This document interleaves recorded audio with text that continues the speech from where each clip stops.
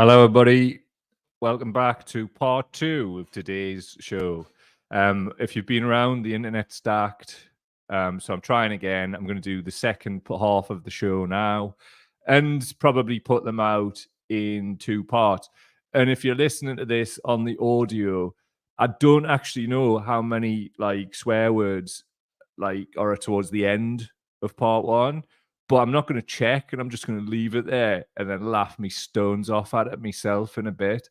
So enjoy yourself.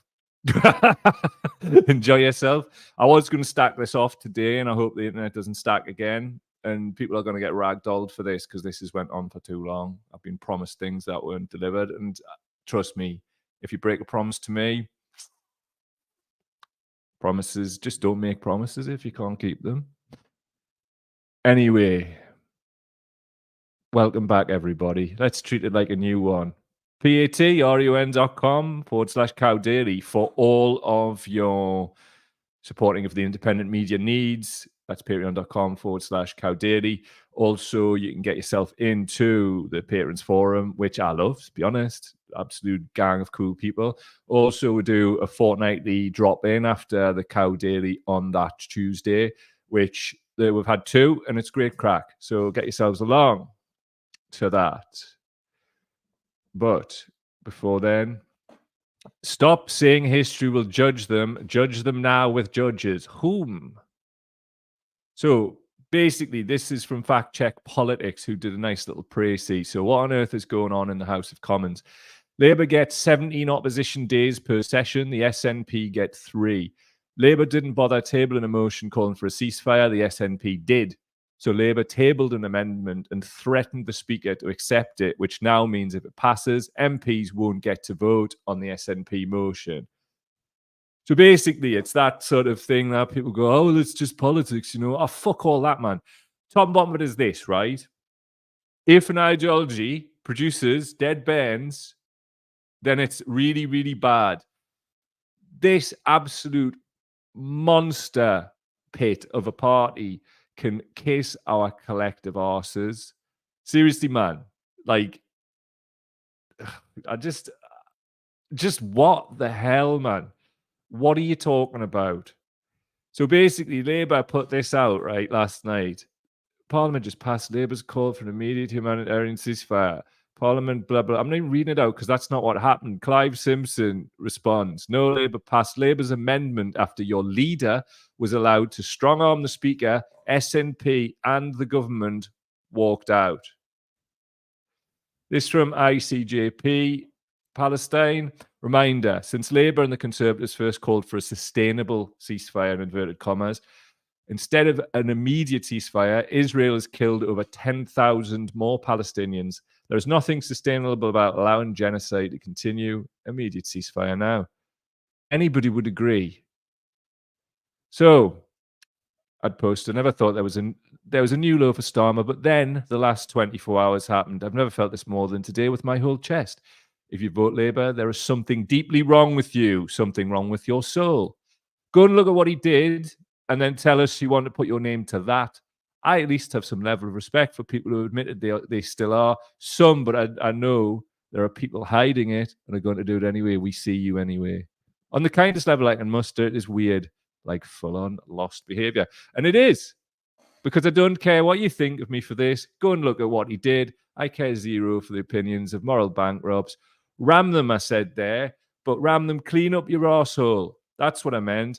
You can probably tell because, like, on YouTube, this will get whatever it fucking gets because the first 5 minutes, and I'm fucking swearing. But we're talking about genocide, so I'm allowed to be angry, as are you. Fucking absolute Doyleskis, man. Right. Let's see if we can pull some things up. We can. Wonderful. And I'll put them on the screen. We'll get our part 2 today. Oh, yes, we will. So this from the Peerless at Saul Staniforth on Twitter. Haven't used Saul's work for a while. Just follow at Saul Staniforth. I've said this many times for a while. Really, really just incredibly good work. So anyway, Pat McFadden admits Labour made representations to the Speaker. Newsnight's political editor reported that Labour sources told him those representations included telling the Speaker, "You'll need our support after the election, and this may not be forthcoming." That's called blackmail. Let's hear him do it. Say it. Hi, Pat. Yes, we made representations to the Speaker to have our proposition considered on the floor of the Commons. Yes, we made representations to the Speaker to have our proposition considered on the floor of the Commons. There he is. Basically went and blackmailed like Hoyle. And we can't say why. But I think many of us know why. But can I say it on these shows? I don't even know. But you know, who gives a fucking monkeys at this point? Because these people are absolutely the scum of the earth. And that's the crack. It's this beige evil thing. Beevil, I think we've called it before. They're all beevil. It's not like this, like, you know, Hollywood, like, type evil, living in the hollowed out volcano. They live next to us. They live in houses that maybe resemble ours. And they do all this wild shit for 10 grand donations. Imagine being that cheap. We need new, that's beige evil.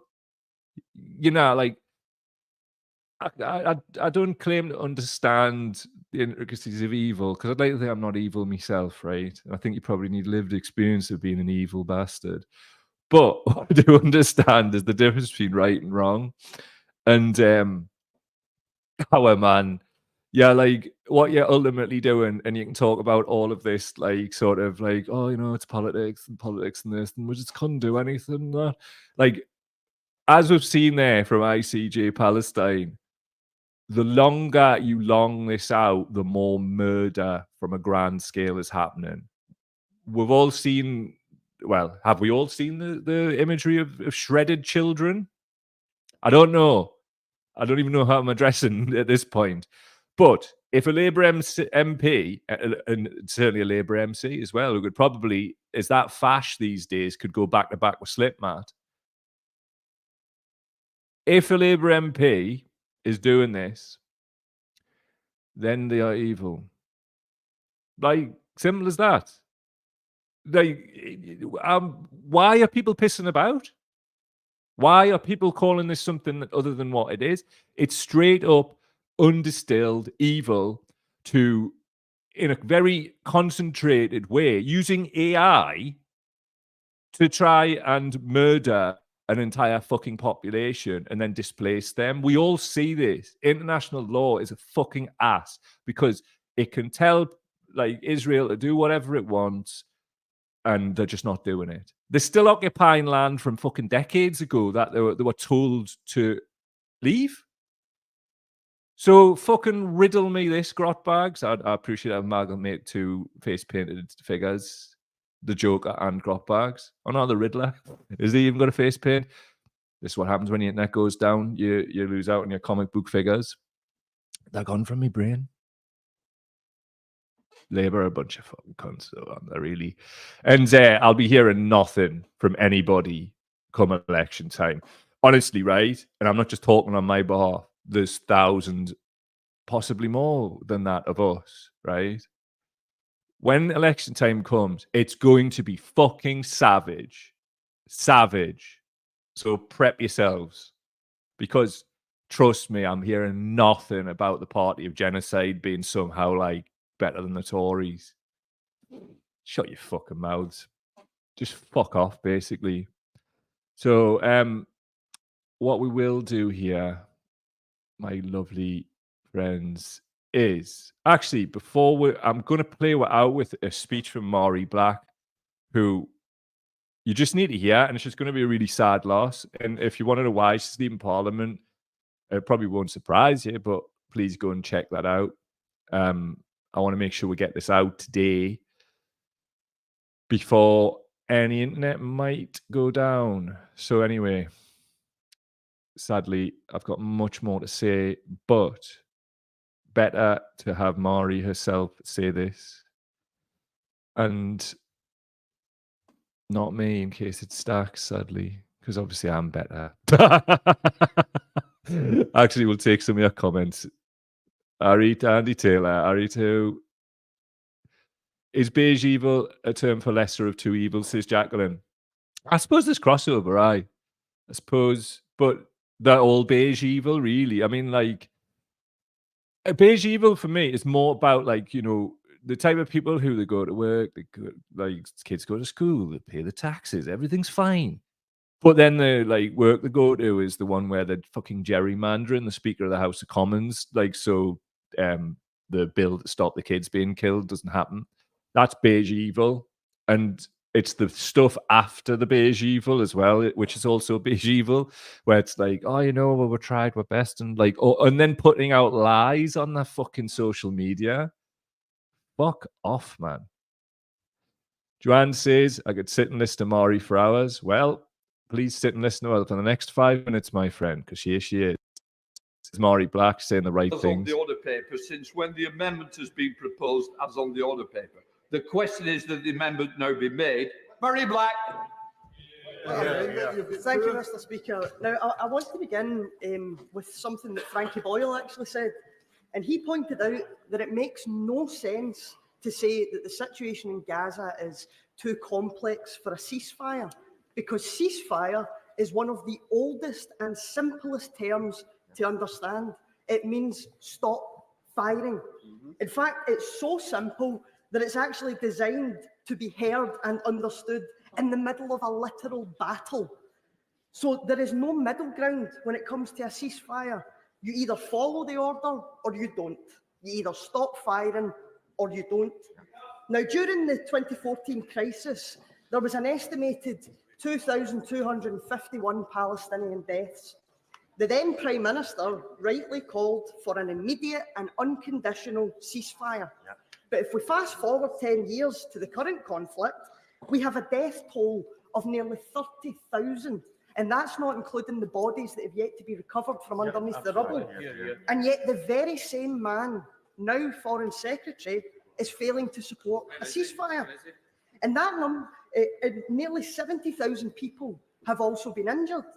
So according to Amnesty International, the death rate in Gaza right now is 1 death every 4 minutes. It won't just be bombs that are killing Palestinians, it's poor sanitation and malnutrition as well now. We know that people are starving, people being reduced to eating grass and animal feed. In January last month, over half of all aid deliveries were denied access and could not get through to those who currently need it.